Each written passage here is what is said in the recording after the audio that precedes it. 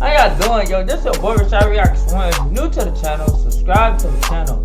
Today we are reacting to a legend, Juice Wrld. Crazy how he died. Rumors and people will try to blame his pilot. You can't blame a pilot. Look, if it was a pilot anyway, Juice Wrld would have got sentenced to life anyway. You know how much drugs that is? Buddy, that's like $1 million of drugs, yo. Yo, but if you're new to the channel, subscribe to the channel. We want to grind to 6K subscribers. Yo, comment down below. What else y'all want me to react to? I react to anything. Don't be scared. Don't be pussy, nigga. Anything. I'll react to your mama. Comment down below what else you want.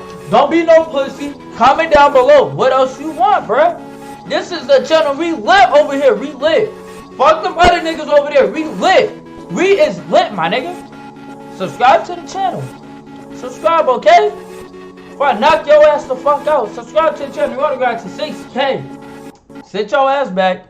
Let's get into the video. Let's see what happens. Yeah, but it's inside the Atlantic airport. They got a guy seizuring in here. This would be the call that unfortunately marked the end of Juice WRLD's life. Just hours prior, he was seen on Instagram joking around and having fun with his entourage in a private jet en route to Chicago. However, whilst on board, the relaxed environment would transform into a state of panic after Juice WRLD also learned that, according to the original leaked case incident report, members of the Gang Investigation Federal Task Force were waiting for them to land at the airport so they could conduct a cannabis/weapons investigation. How did law enforcement know that Juice WRLD would be carrying illegal contraband upon landing? Did it have something to do with his girlfriend's meth trafficking charge from 2 years prior, or the death of another Chicago rapper from only 6 days beforehand? Was his death a result of trying to avoid jail time upon landing, or simply an unexpected overdose at the most coincidental time? But people was saying this nigga had like $1 million worth of drugs, bro. I want to, hey, y'all can calculate that up. That is ultimate jail time. Possible. Some conspiracy theories posit that Juice WRLD isn't even dead at all, some of which being supported by a surprising amount of evidence. Regardless, one thing was for certain, as outlined in the original case incident report. At the time of his death, Juice WRLD aka Jared Higgins was a heavy Percocet user and, quote, had a drug problem. He tried lean for the first time in the 6th grade after listening to Future's 2011 mixtape Dirty Sprite 1, with Juice stating, "What do you expect if I'm a young dude that really loves music, really looks up to these artists? I didn't have a man giving me no type of guidance. My father wasn't in my life like that. So listening to this grown-ass man rap about lean, I'm like, well, that sounds really appealing." You always had issues with drugs even before you started to get famous and rich? Yeah, for sure. I mean, it was something that I was into early, low-key due to music. The second song I've ever heard by Future, Dirty Sprite, like off the first Dirty Sprite mixtape, had me wanting to sip lean at like 11, 12 years old, bro. 2 to 3 years later, Juice found himself getting involved with harder substances. I ran into some Percocets my freshman year, 14, 15 years old. 13, 14. However, despite showing his knowledge about how bad these drugs were, it's like he seemed like a cool person. It's like he seemed like a person like you can't tell him to stop doing drugs. If you don't know, okay, it's like you don't know what a person going through. You can't tell them now what not to do. To be honest. Juice was unable to stop his addiction. Your mind could be telling you hell no, but your body is dependent, so it's like it could tear you apart. It's a battle. His music often referenced needing to take these substances as a coping mechanism for what his girlfriend explained to be an anxious, overactive, fast-paced mind. Being so famous with access to such a large pool of money also seemed to influence Juice WRLD's drug problem. Do you feel like you fell into that trap though, as you started to get money and stuff, you just started to do more and more drugs and kind of let it get bad? I guess somewhat. While in a different Instagram livestream, he'd state that money did almost nothing to fix the problems that had caused his drug addiction in the first place. I deal with anxiety and depression just because you got money. Money is the answer to certain problems, but it is not the answer to those type of problems. In the months leading up to his death, Juice's drug problem appeared to have gotten worse. We calculated it up, and it was like over 20 pills a day he was doing. 20%. Yeah. Juice's recording engineer Max Lord would state in a GQ interview, "We were all starting to be on his case a lot more about the amount of pills he was taking. He was hiding and compartmentalizing how much he was doing with different people. He'd come into the studio room and act like he hasn't gotten high at all that day and do a certain amount in there before I tell him, bro, no, chill. Then he was going upstairs and hanging hanging out with the guys and doing the same thing. Max Lord would then go on to state, I and a couple other people had come to him in It's like, damn. Damn. It's like, you don't know a person's problems, you can't judge them because you would never know what a person going through, dead ass. You would never know. tears like, we're worried about you and we're scared we're going to lose you if you keep up these habits and we have to do something, which led to Juice WRLD agreeing to attend rehab, which was scheduled to begin on the 22nd of December 2019, 2 weeks after he would board the flight that would ultimately lead to his death. Jay was supposed to go to rehab that month. We tried so hard to do positive things every day like ride dirt bikes or paintball to keep busy and not do pills, but every night once he hit the studio, that was it. He loved it. With all this in mind, it's hardly surprising to hear that when Juice WRLD and his 8-person entourage would pull up to the plane, they were carrying an otherworldly amount of illegal narcotics. The group had shown up to the chartered private jet over 3 hours late, according to FlightAware's plane tracker. However, during the Into the Abyss Juice WRLD HBO show, his cousin Sean Bailey would... Look at the editor, Cole. I think that's Cole Bennett. That looks so happy. Damn. State that they were actually 6 hours late before going on to mention that the pilot was in a foul mood as a result of the delay. The advantage of chartering a private jet is that once everyone is inside the plane, you can take off instantly. There's no waiting around as is the case with a commercial flight. However, after the group boarded the plane located in Van Nuys, California, they sat around for approximately 15 minutes without leaving, stating that something felt off. The pilot was acting weird, the stewardess lady was acting weird, and I just felt something off. I got up to like, yo, we should leave. You know what I mean? I got up and walked to the door and then like to see if the cars were still there. And I'm like, because I was gonna be like, yo, let's just go off this plane right now. Like, something's not right. The details are foggy, but this... It's like, this for any nigga. If you feel weird in the situation, I don't give a fuck. Get out. Get out. I don't care who, I don't care what it is. Get out. Bro. Hey, a couple times, nigga, I be feeling weird, nigga. Bro, I vanished. Any area you in, if you don't scope out your area, trust me, shit will get wicked.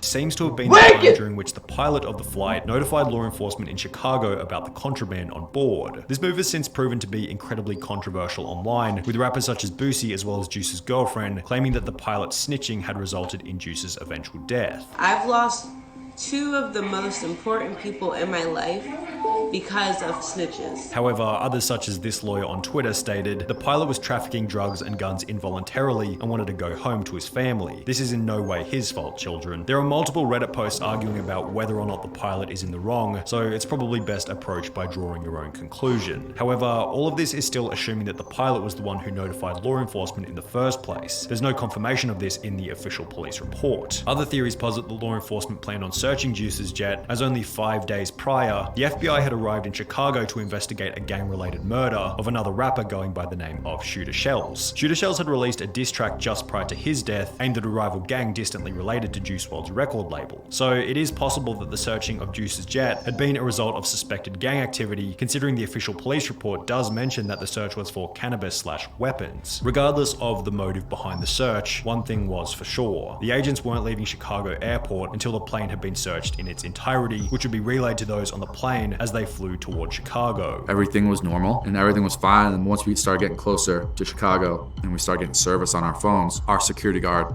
Hen, texted the group chat and was basically like, cops are here and they have a dog. This would be the point at which Juice WRLD took an unspecified but assumed high quantity of Percocet pills. The motive for this, according to the popular mainstream media narrative, was so Juice could avoid drug charges upon landing. And while this idea makes sense as a surface level theory, many prominent individuals believe it to be incorrect and fabricated to make the story more interesting when reported. For example, Chris Long, Juice's videographer, who had been a part of the entourage on the final plane ride, took to Twitter stating, Jay did not swallow a bunch of pills because the police were at the airport. He gave no Fs about them being there. He could have flushed them down the toilet if he cared. Jay was just hooked bad. The amount he took daily was absurd, and he hid. So what about the pills?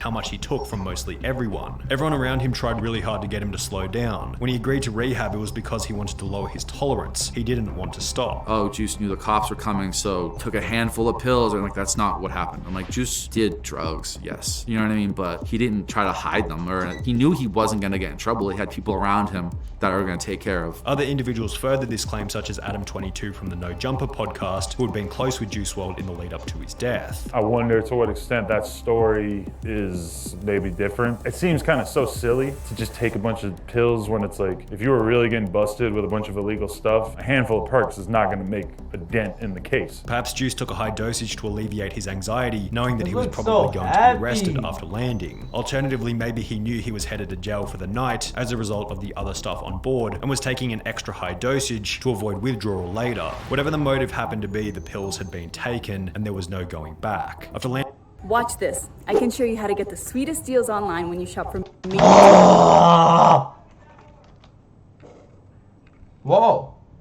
Chicago at 1:30 a.m., the group would embark from the plane before taking a seat in the empty private jet terminal. According to the official case incident report, a police canine dog then entered lobby, began search, and immediately indicated a positive alert on a suitcase on the first cart. The dog then left and re-entered lobby for search of second cart. Canine immediately alerted on a suitcase on the second cart. Upon opening the first bag, ROs discovered a large amount of vacuum-sealed green leafy substance, suspected cannabis, and when they say large amount, they mean large amount. Juice Wrld and his entourage had packed a total of 70 pounds of cannabis into their suitcases in preparation for Juice's birthday, which had been scheduled for the night after he would die. This weekend, we're going to Chicago to celebrate his birthday. It was just his birthday the other day, but we're going this weekend, Saturday.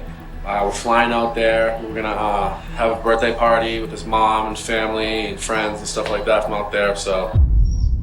However, the sheer amount of substances held by the group has spawned a list of alternate theories about why they had been transporting such a high quantity in their luggage. One theory, which to be fair sounds a little far-fetched, is that the drugs were for Juice Wrld's girlfriend to sell after they had arrived in Chicago, the theory having come about after a user named Squirt Reynolds would tweet, Ali Lottie, Juice Wrld's girlfriend before he passed, is a high-profile drug dealer and may have contributed to him passing away, a thread which contained a document showing that Ali had apparently been to court in 2017 for the importation of methamphetamine. Ali would respond to the tweet by stating, "Never seen methem ever, and I'm pretty sure methamphetamine is Adderalls. Ahaha, again. This paperwork has nothing to do with me. I'm sorry, ahahaha. I don't even know the lawyer, aha. Bahaha, I don't even know, bro, ahaha. This has nothing to do with me. Look it up, look into it, ha ha ha ha. I can't help ya, I ain't losing sleep over it, ahahaha." The problem with this theory is that when you read the legal documents a little more carefully, it states the defendant is hereby committed to the custody of the United States Bureau of Prisons to be imprisoned for a term of 30 months. If Ali Lottie had been convicted to a 2.5-year sentence in August 2017, how was she posting photos of herself outside in late 2017 when she was supposed to be in prison? A 2.5-year prison sentence beginning in August 2017 would also imply that Ali Lottie's entire relationship with Juice Wrld took place while she was behind bars, which clearly wasn't the case. Under the assumption that this meth trafficking charge was for another...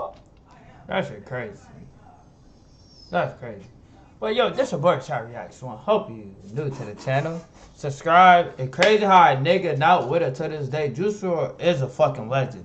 The nigga's a legend. My nigga Isaiah put me on this nigga, bruh.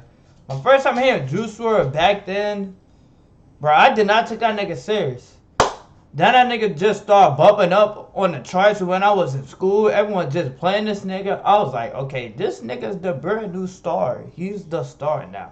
Everyone attention's on Juice Wrld. That Banner song with NBA Youngboy, him and NBA Youngboy killed that fucking song. They killed that song. Shout out to YB. Bro, YB fans are fucking crazy in this generation. They just love him automatically. Bro, if you're new to the channel, subscribe to the channel. We're crazy how this nigga is dead because he really talented. And anyone who get a dislike his videos, like, please have a document because Juice Wrld is talented. This nigga talented. But yo, drug addictions is really real. Don't think they're not. Anyone say drugs addictions are not real? I think they is real. To some people who ain't grew up taking drugs, some people who did, I think, yeah. But yeah, crazy how to do pass. This was Barbershop Reaction 1. I'm out.